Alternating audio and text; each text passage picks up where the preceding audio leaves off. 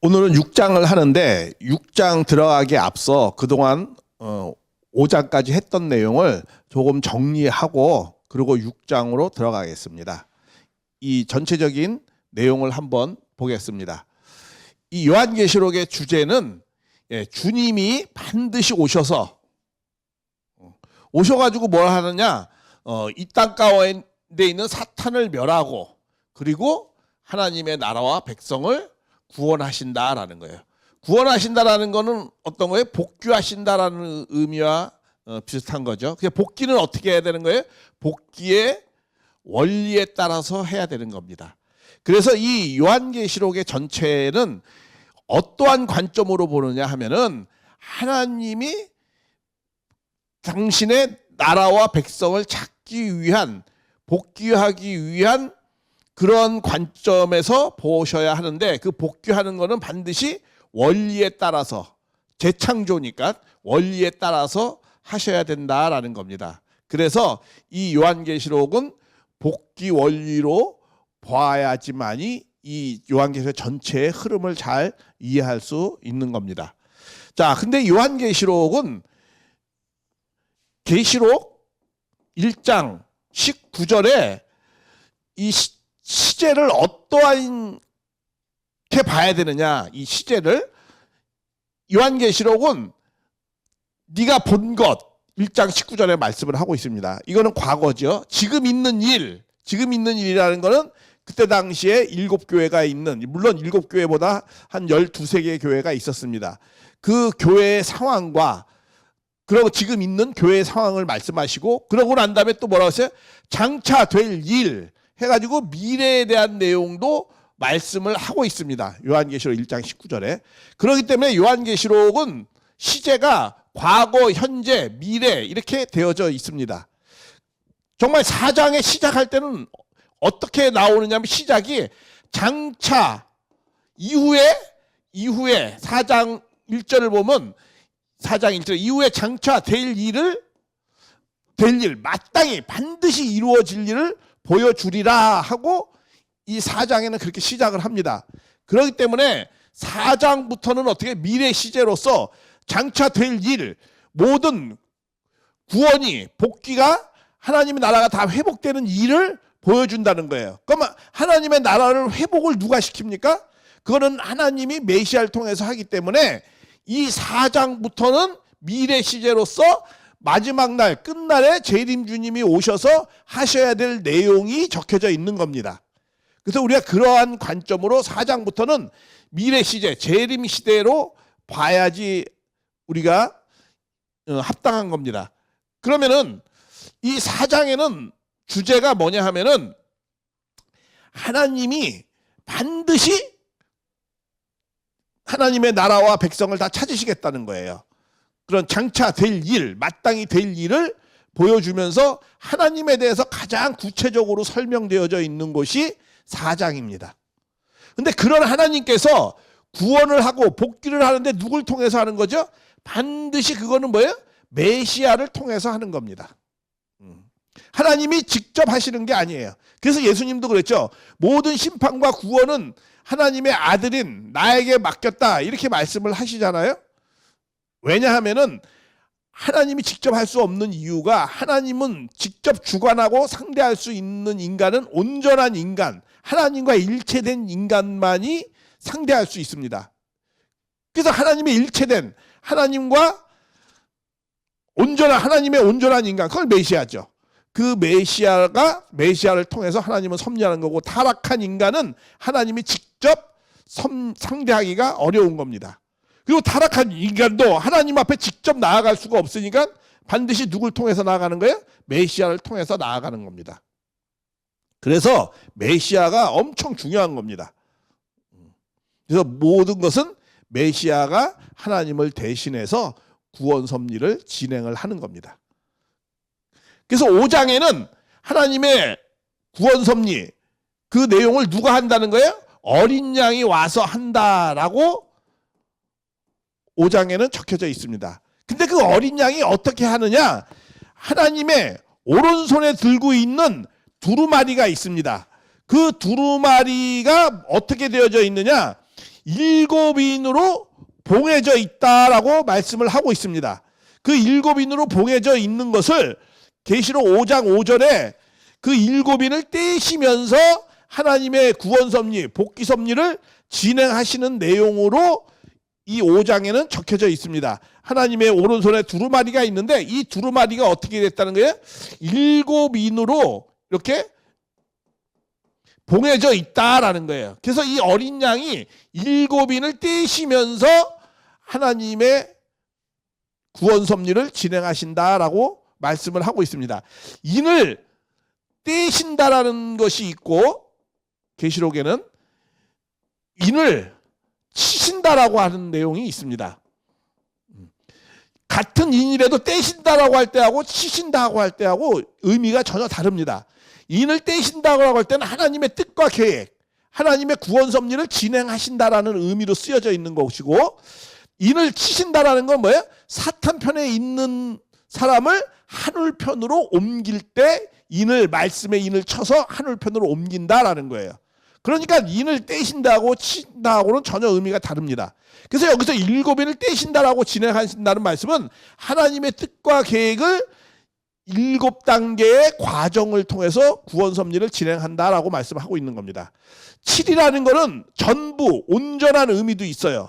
그리고 또 창세기에 보면은 시작이 어떻게 해요? 하나님의 7단계를 통해서 창조를 다 끝내셨는데 아담 에와가 타락함으로 말미암아서 모든 하나님의 7단계의 모든 창조가 다 누구게 됐어요? 사탄 편으로 속하게 됐죠.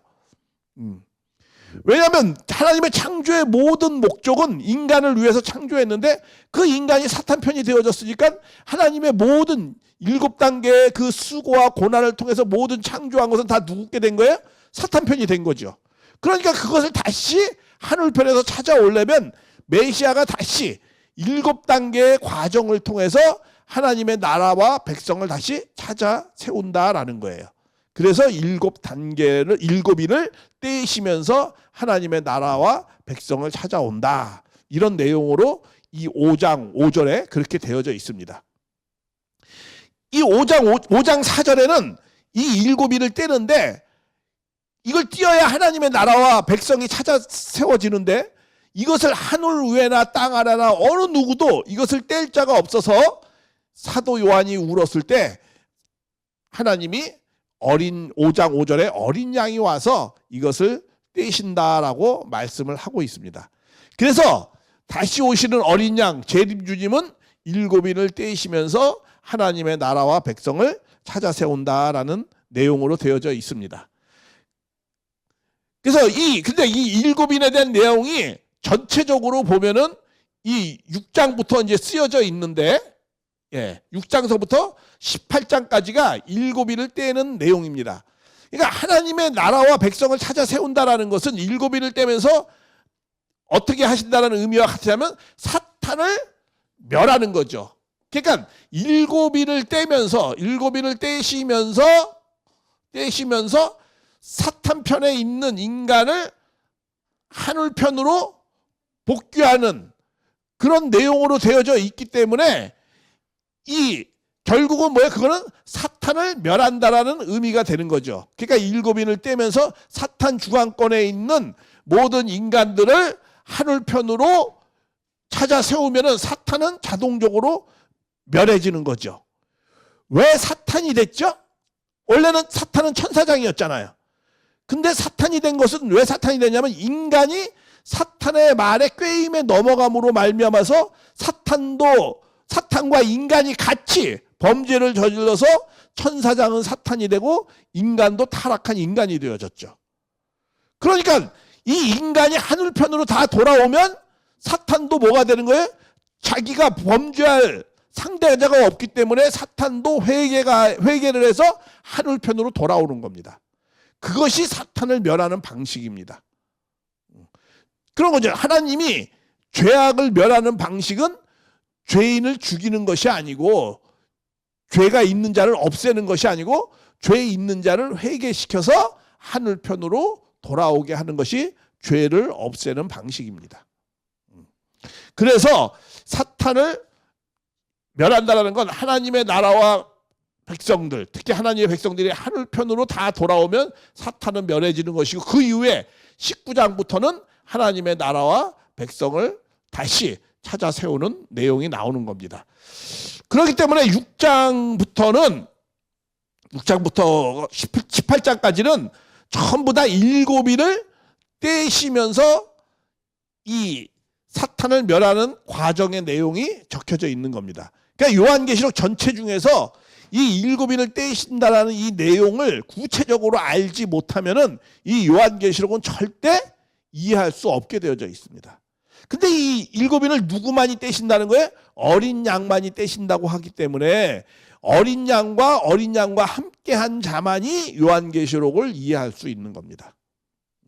그렇기 때문에 타락한 인간은 이 요한계시록을 메시아를 만나지 못하는 사람들은 절대로 요한계시록을 알 수 없게 되어져 있어요. 왜? 일곱인을 떼시는 분이 어린 양이기 때문에. 계시록 5장 5절에 분명히 나오잖아요. 일곱인을 떼신다라고 나오잖아요. 일곱인을 하늘 위나 하늘 아래나 일곱인을 뗄 자가 없다라고 하잖아요. 그러니까 오직 어린 양만 떼시기 때문에 어린 양과 어린 양의 일곱인을 떼신 본자 함께 한 자만이 요한계시록의 일곱인에 대한 내용을 이해할 수 있는 거죠. 이 일곱인을 이해를 못하면 요한계시록을 절대 풀 수가 없죠. 자, 그래서 그럼 일곱인에 대한 내용이 어떠한 것인가 구체적으로 알아보겠습니다. 그러니까 이 일곱인에 대한 내용은 재림 시대 때 어린 양이 일곱인을 떼는 그런 내용이거든요. 예, 그 내용을 한번 구체적으로 6장서부터 한번 알아보겠습니다. 자, 그러면은 6장에 보면은 일곱인에 대한 전체의 내용이 나오는데 그걸 한번 먼저 우리가 도표로 한번 보겠습니다.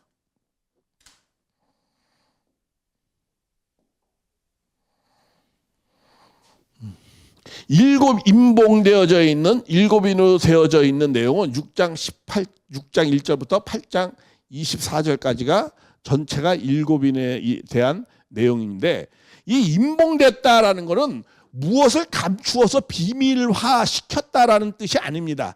이것은 하나님의 그 뜻과 계획을 바꾸지 않는다라는 뜻이에요.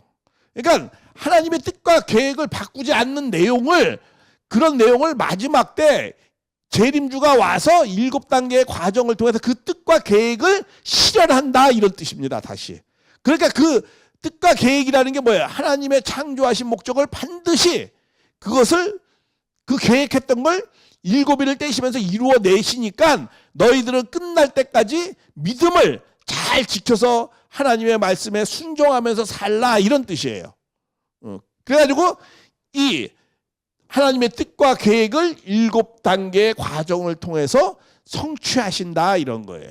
그래서 7단계의 과정을 통해서 하나님의 뜻과 계획을 성취하게 되면 사탄은 자동적으로 멸해지는 거죠. 자, 그러면 일곱인에 대한 내용이 어떤 내용인가? 6장부터 시작이 되는데 이 일곱인에 대한 내용이 첫째, 6장에는 이제 6인을 다 띄는 내용이 나와요.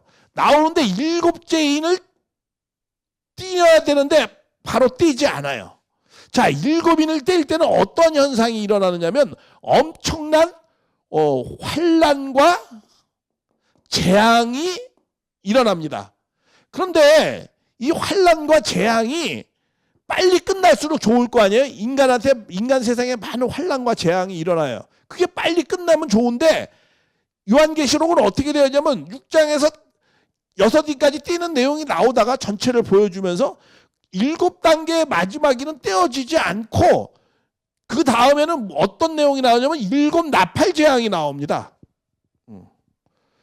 이 7 나팔인데 요건 나팔 재앙이라면 나팔 환란이라고 쓰는 게 더 단어가 좋습니다. 이 나팔 환란이 나오는데 이 나팔 환란도 7 나팔로 빨리 끝내면 좋은데 이 7번째 마지막 나팔 때는 또 뭘로 나타나요? 7 대접재앙으로 나타나요. 그래서 7 대접재앙이 다 끝나고 난 다음에 그 다음에 나팔 환란이 끝나고 7인이 다 떼어지는 걸로 끝나요. 그렇게 되어져 있습니다. 이 내용이. 그럼 왜 하나님이 인간에 대한 환난과 재앙이 빨리 끝나면 좋은데, 그걸 메시아가 하는 거잖아요. 메시아가 빨리 끝내면 좋은데 이게 왜 자꾸 되어지다가 또 나팔환란으로 연장되고 또 나팔환란에서 또 대접재앙으로 연장되고, 왜 이렇게 연장되는가? 그 내용은 오신 메시아를 불신해서 되어질 때, 오신 메시아는 빨리 하나님의 나라를 이루려고 하지만 그 인간들이 하나님의 말씀을, 오신 메시아를 불신하게 되면 어떻게 된다는 거예요? 그 재앙과 환란이 어떻게 된다는 거예요? 연장된다라는 거예요. 하나님은 빨리 끝내고 싶죠. 메시아도 빨리 끝내고 싶어. 그러나 인간이 그것을 받아들이지 않고 불신하게 되면 이렇게 환난과 재앙이 연장된다라는 거예요. 그래서 하나님의 뜻과 계획이 이렇게 연장이 되어진다라는 거예요. 무엇 때문에? 인간이 책임 분담하지 못하면. 그런 것 때문에 이런 현상이 벌어지는 거예요. 근데 이것은 요한계시록에 쓰여져 있다고 해서 이것이 절대 예정은 아닙니다. 절대 예정은 아니고 이런 내용들이 일곱인으로 빨리 끝낼 수도 있어요. 우리 참부모님이 1945년도부터 7년 내에 다 끝내시려고 작정을 하셨었대요. 이 45년도까지 참부모님이 준비를 하거든요. 하나님의 뜻과 계획을 위해서 말씀을 준비하고, 그리고 준비된 사람을 다 살펴봅니다. 그러고 난 다음에 출발을 해서 그 중요한 사람들을 이제 찾아 세워서 해보려고, 한국도 이제 해방이 되니까 그렇게 해보려고 했는데 그 준비된 사람들이 불신하고 그 준비된 교단이 불신하게 되다 보니까 이것이 어떻게 되는 거야? 참부모님이 원치 않는 통일교단이라는 걸 세워가지고 그렇게 해서 섭리를 다시 출발을 합니다. 그래가지고 7년이면 끝날 때 1945년도에서 52년도면 끝날 섭리가 그게 연장이 돼가지고 어떻게 해요? 1992년도에 89년도에 끝을 냅니다. 그리고 3년 반을 준비해서 93년도에 가정연합이라는 걸 창설해요. 그러니까 7년이 몇 년으로 연장된 거예요? 70년으로. 그러니까 빨리 인을 뗄 수 있었는데 그것이 연장되어가지고 이렇게 나타난 거예요. 그래서 이런 내용을 우리가 왜 이렇게 자꾸 이렇게 인이 바로 뛰어오면 좋은데 왜 나팔환란으로 연장되고 또 나팔환란 바로 뛰어오면 좋은데 왜 일곱 대접자하고로 연장이 되는가? 이것은 오신 메시아를 불신할 경우에는, 인간의 책임 분담을 하지 못할 경우에는 하나님의 뜻과 계획이 이렇게 인을 떼는 것이 연장이 되어진다라는 것을 보여주는 겁니다.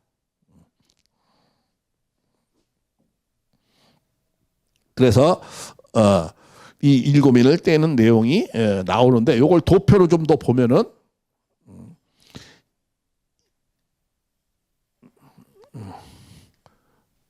도표로 좀 더 이렇게 보면은, 자, 일곱인을 떼는 내용이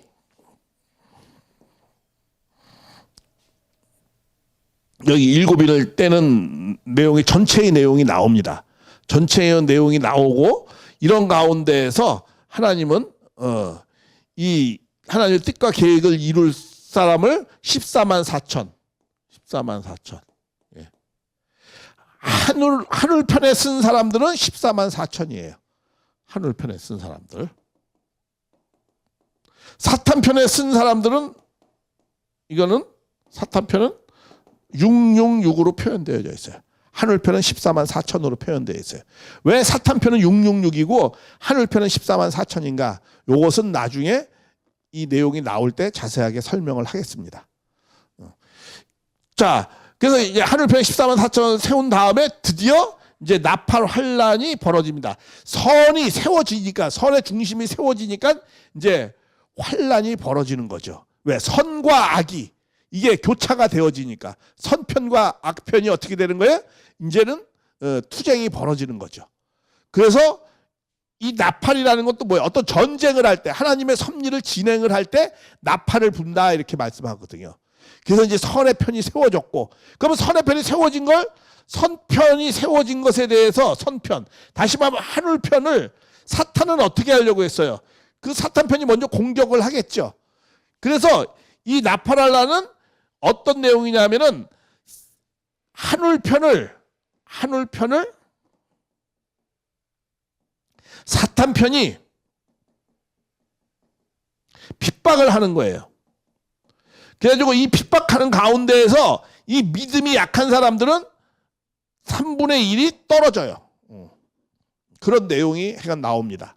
근데 그래서 그런 내용들을 자세하게 구체적으로 설명하는 내용이 10장부터 13장까지 그 나팔 환란에 대한 걸 구체적으로 설명을 합니다. 설명을 하면서 뭐라고 말씀하냐면 그 어려운 가운데도 너희들은 믿음을 지켜라. 네가 지키면은 반드시 나중에 다 이 사탄편은 심판할 것이다 하면서 위로와 권면을 하면서 이걸 구체적으로 설명해 줍니다. 환란의 내용을.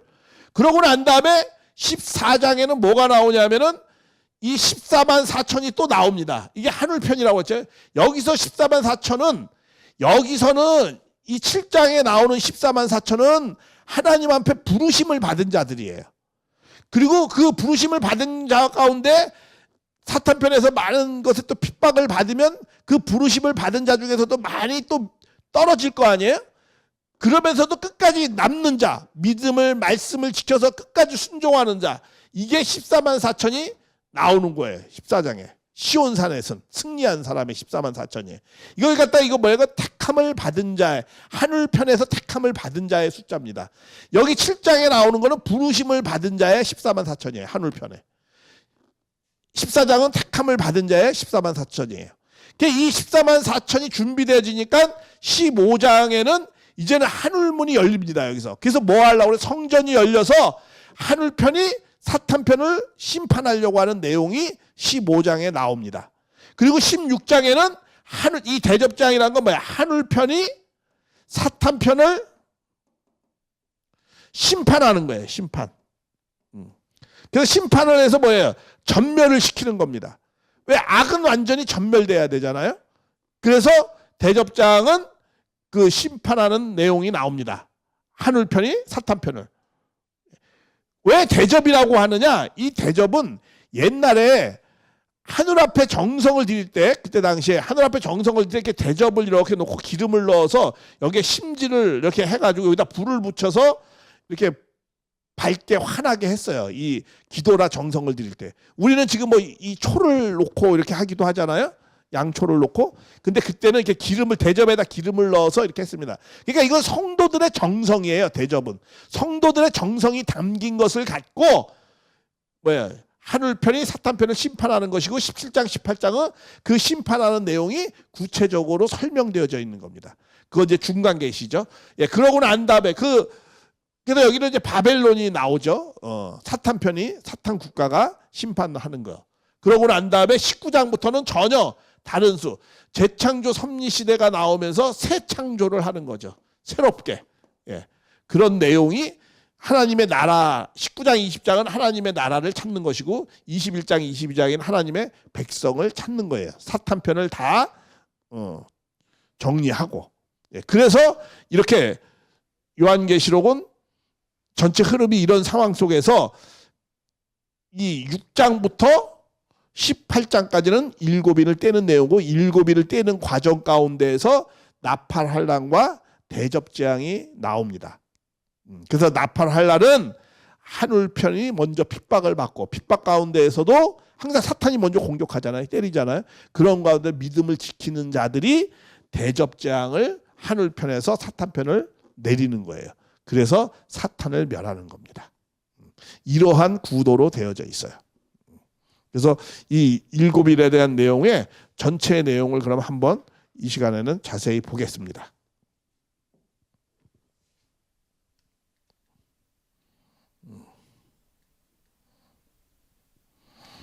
자, 6장에 일곱일 때리는 게 나오는데 여기에서 이제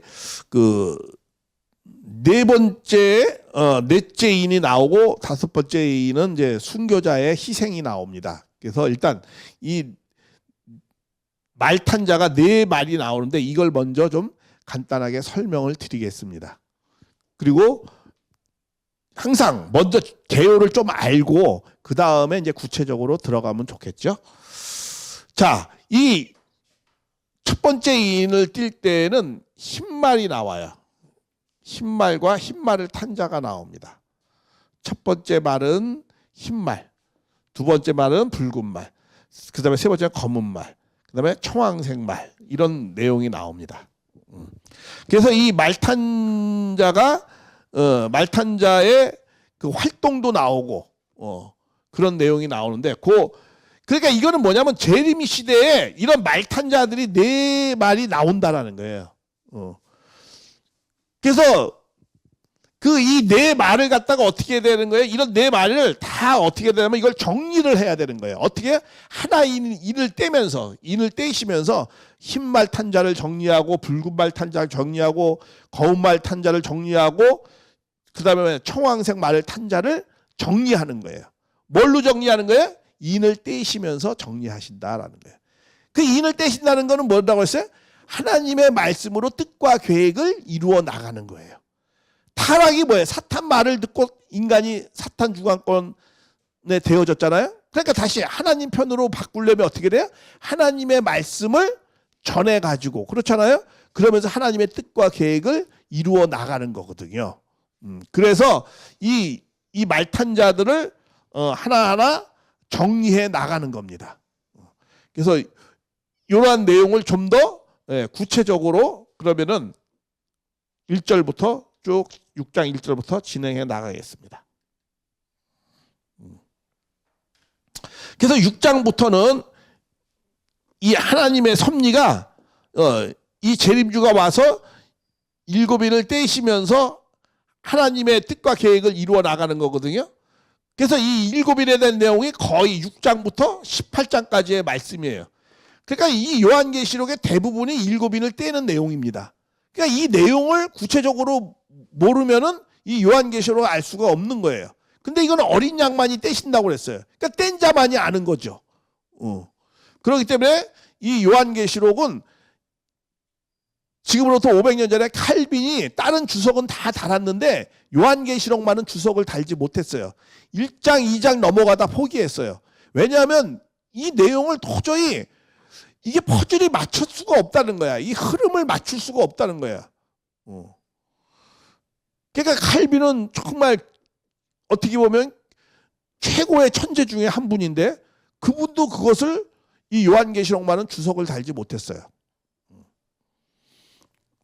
왜냐하면 이거는 어린 양이 와서 떼시는 내용이기 때문에 하나님의 뜻과 계획을 어린 양이 일곱인을 떼시는 내용이기 때문에 이거는 재림주만이 알 수 있는 내용입니다. 그래서 이 내가 요한계시록을 전부 해석한다 이렇게 말하면 그거는 잘 안 맞는 내용입니다. 사실. 그건 자 그리고 자 그러면은 그리고 이 6장은 말씀드렸죠. 이 6장은 재림이 시대의 어린 양의 활동의 내용의 말씀이라고 했습니다. 왜냐하면 4장에 뭐라고 나오냐면 4장은 2일 후에가 이제 6번이 나오죠. 2일 후에 뭐라고 했어요? 이 장차 마땅히라는 건 must 반드시 될 일을 보여주는 거예요. 그러니까 마땅히 장차 될 일이라는 게 뭐예요? 하나님의 나라와 백성을 찾아 세우는 것, 구원하는 것, 복귀하는 거죠. 그럼 복귀와 구원의 주인은 누굽니까? 그거는 어린 양 재림주잖아요. 그렇죠? 그러니까는 4장부터는 어린 양 재림주의 내용으로 봐야 되는 거예요. 미래 시제. 근데 그 어린 양이 어떻게 하신다는 거예요? 6장에 일곱인을 떼시면서 하신다라는 거예요. 하나님의 뜻과 계획을. 일곱인을 떼신다는 게 뭐예요? 하나님의 말씀으로 갖고 하나님의 뜻과 계획을 이루어 나가신다라고 말씀을 하는 겁니다. 그래서 그 내용을 일곱인을 떼는 내용, 그 내용을 뭐라고 말씀하는 거예요? 7년 대환란이다 이렇게 말씀하는 거예요. 우리 다니엘서 9장 27절의 내용입니다. 한 일에는 뭐라고 했어요? 7일이라고 그랬죠. 7일을 7년으로. 그래서 이 50메시아를 불신하면 왜 7년이 70년으로 해서 이 일곱인을 떼시면서 하나님의 뜻과 계획을 이루어 나가는 거죠. 그러니까 이 일곱인 7년 대환란 내용이 무슨 내용이게? 계시록 6장부터 18장까지의 내용입니다. 그 전반적인 내용이죠. 그러니까. 그래서 이때 일곱인을 떼시면 하나님께서 계획을 이루는데 그때 뭐라고 말씀했느냐면 분명히 이런 말씀을 했죠. 다니엘서 9장 27절에 뭐라고 말씀을 했느냐면 이걸 잘 이해를 전체적으로 다니엘서 9장 27절에 뭐라고 말씀하면 한 일에 남는 기간에 마지막으로 한 일에가 남는다고 했죠. 이게 재림 때란 말이에요. 재림 때. 이 재림 때는 어떻게 났어요? 왜냐하면 71회가 다 차야만이 죄악의 역사가 없어지고 하나님의 의가 드러난다고 했거든요. 하나님의 나라, 하나님의 의가 드러난다고 했거든요. 그런데 69일에 대한 내용은 이거는 누구 때? 이건 초림 때예요. 초림 때. 그렇죠? 초림 때. 다니엘서 9장 24절부터 26절까지의 내용입니다. 그러니까 25절. 그렇죠? 24절, 25, 26. 그 내용이에요. 근데 마지막 한 일회가 남아야 한 일회가 합쳐져야 71회가 되잖아요. 그 한 일회는 뭐예요? 이거는 재림 때의 내용입니다.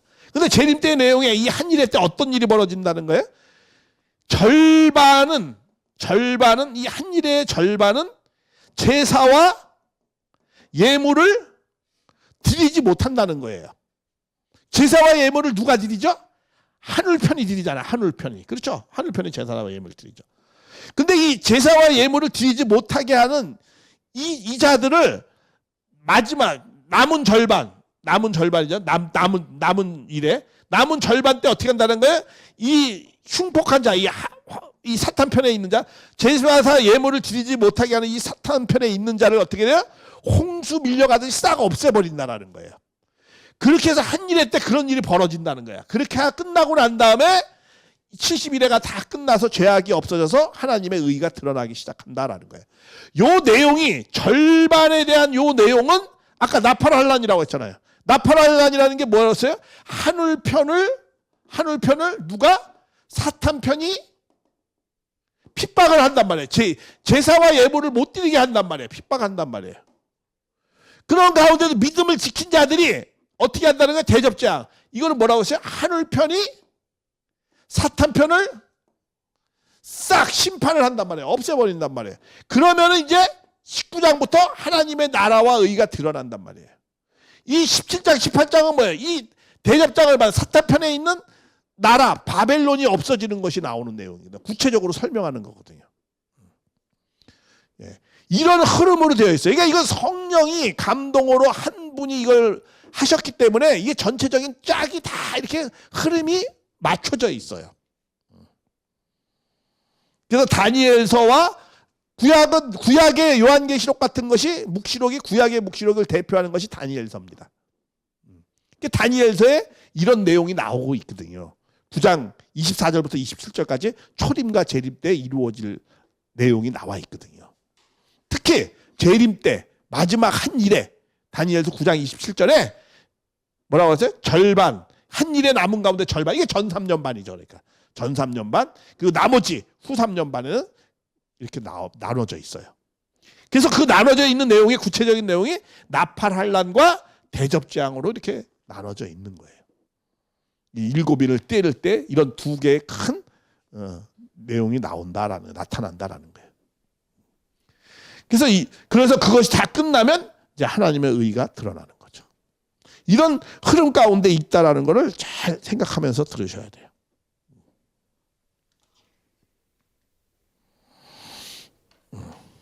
그래서 이 전체 7인인데 이게 전체가 7인인데 이게 이제 재림 때 되어지는 거예요. 근데 그 재림 때 어떤 것들이 있어요? 이렇게 흰말 탄 자, 활을 갖고 흰말 탄 자, 칼을 들고 있는 붉은 말 탄 자, 저울을 갖고 있는 검은 말, 그 다음에 또 뭐예요? 이 사망의 그걸 갖고 있는 청황색 말, 이런 네 존재들이 있어요. 이거를 갖다가 하나님의 재림 주님이 와서 하나님의 말씀으로 이걸 갖다가 어떻게 해요? 하나하나 이렇게 정리하는 거예요. 다 정리하는 거예요. 이런 가운데 또 이게 다 빨리 되면 좋은데 이게 잘 빨리 안 돼요. 왜? 인간이 책임하지 못하면 이렇게 나팔환란, 전 3년 반, 후 3년 반 이런 내용들이 나타난다는 거예요. 그래서 이게 다 끝나야만이 하나님의 나라가 도래하기 시작하는 거예요. 그런 내용을 보겠습니다. 그래서 그러면 요 하나하나의 내용들이 구체적으로 어떤 것인지 6장을 한번 보겠습니다.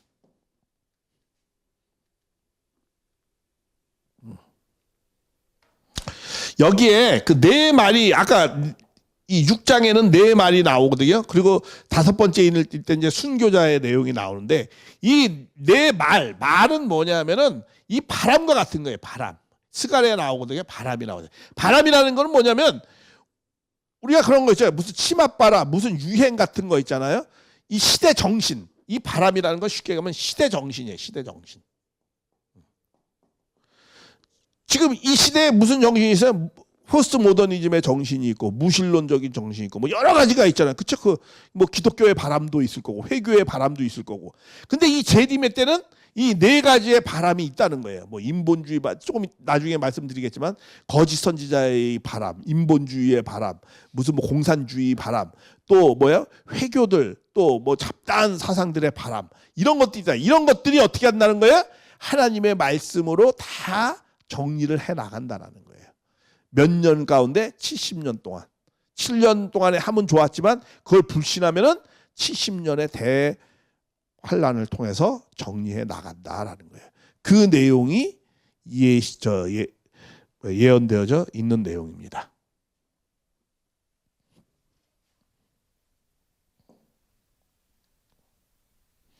자, 이제는 첫째 말이 나옵니다. 이게 이 1절하고 2절이 굉장히 많은 해석가들이 의견이 분분한 내용입니다. 무엇 때문에 분분하냐면 이 내용 때문에 분분해요. 내가 보면 어린 양이 7인 중에 이제 하나를 떼는 거예요. 하나를 떼는데 내가 들으니 네 생물 중에 하나가 우레같이 말하되 오라. 흰말이 있는데 흰말이 있어요. 흰말은 보통 하늘의 바람을 상징하는 겁니다. 하늘의 바람, 뭐 복음주의 바람, 뭐 이런 복음의 바람, 뭐 이런 걸 상징을 하는데, 근데 그 흰말을 탄 자가 활을 가졌다는 거예요. 그리고 멸류관을 받고 나가서 이기고 또 이기려고 하더라. 이기려고 해요. 근데 이겨진 건 아닙니다. 그래서 이거를 흰말을 탔다고 그러니까 이 흰말은 보통 다 선한 편이거든요. 그리스도가 복음의 바람 뭐 이러니까 흰말을 탄 자라는 건 누구야? 이건 그리스도다 이렇게 많이 해석을 해요. 절반 이상은 그렇게 해석을 합니다. 근데 문제는 여기서 뭐냐면 활을 가졌다고 하는데 이 활은 누가 쓰는 무기냐면 이거는 사탄 편이 쓰는 무기예요. 활은. 특히 여기서 왜 활이라고 표현을 하냐면 그때 2000년 전에 이 아블로온이라고 해도 그건 아폴로거든요. 아폴로인데 아폴로는 누구의 신이냐면 제우스의 아들이에요. 근데 그 제우스의 아들이 이 로마를 지금 지배하고 있는 거거든요. 제우스의 아들은 하나님의 아들이다 이거죠. 황제는. 그래서 제우스의 아들 아볼론, 아폴로. 근데 그 자가 무엇을 갖고 있어요? 그 활을 이렇게 딱 이렇게 쥐고 있어요. 권위를 상징하거든요. 그러니까 이 활은 어떤 거냐면 또 뒤편에 많이 나옵니다. 활을 가진 자는 어떠한 자들이 활을 가졌느냐 하면은 활을 가진 존재들은 에스겔 39장 1절에서 5절 보면 39장 1절에서 5절 보면 이거는 하늘을 대적하는 자, 이스라엘과 하늘을 대적하는 자가 활을 갖고 있어요. 그러니까 이거 뭐냐? 이거는 사탄 편의 무기고 이거는 그리스도와 같은 자가 타는 것이고 흰색 이러니까 그러면 이게 또 헷갈리는 거야. 그러니까 이게 의견이 분분해요. 반반씩 갈려져 있어요. 그런데 이것은 어떠한 자냐? 그러면 이거는 재림 때에 누가 그리스도인 것 같이 흉내내는 자들, 그런 자들이 많이 나타난다는 거예요. 그래서 자기가 무엇을 이기려고 뭔가를 해보려고 한다는 거야. 그런데 이것이 결국은 하늘에 있는 누가 뭐야? 메시아 어린 양이 와서 이것을 정리시킨다라는 거예요. 왜냐하면 인을 뗀다라고 그랬잖아요. 그러면 하나하나 인을 떼는 걸 보여주잖아요. 인을 떼신단 말이에요. 그러니까는 만약에 이게 만약에 그리스도라고 하면 자기가 자기를 정리한다는 게 말이 안 되잖아요. 무슨 의미인 줄 알죠? 그렇죠? 자기가 자기를 정리하는, 인을 떼는 건 하늘 편이 사탄 편을 정리하는 거예요. 근데 여기서 만약에 이게 그리스도면 하늘 편이 이걸 뭐 자기가 자기를 갖다 사탄 편에 되어가지고 자기를 정리한다는 게 말이 안 되는 자체 모순이잖아. 그러니까 이거는 뭐야? 그리스도 활이 이게 사탄 편이 갖고 있는 무기니까 결국은 그리스도 같이 흉내를 낸다라는 거야. 근데 그 말씀은 결국은 사람의 영혼을 다치게 한다는 거야. 뭐 예를 들면 하나님의 교회, 뭐 JMS, 뭐 저 신천지 다 하나님의 그 흉내를 내 가지고 그렇잖아요. 다 이 우리 참부모님 흉내를 내 가지고 사람의 영혼을 결국은 다 다치게 하잖아요. 그러나 그것들은 다 결국은 다 사라진다는 거예요. 그런 내용의 말씀을 하는 겁니다. 그래서 이거는 그러니까 재림 주님이 오실 때 모두 많이 나타난다는 거야. 적그리스도도 많이 나타난다 이런 내용을 말하는 거야. 그리스도 비슷한 자들이 그런 내용. 근데 그것이 정리가 된다라는 걸 말씀을 하는 겁니다. 이해하시겠죠? 자, 그 다음에 두 번째 인을 떼실 때 요거는 잠깐 쉬었다가 하겠습니다.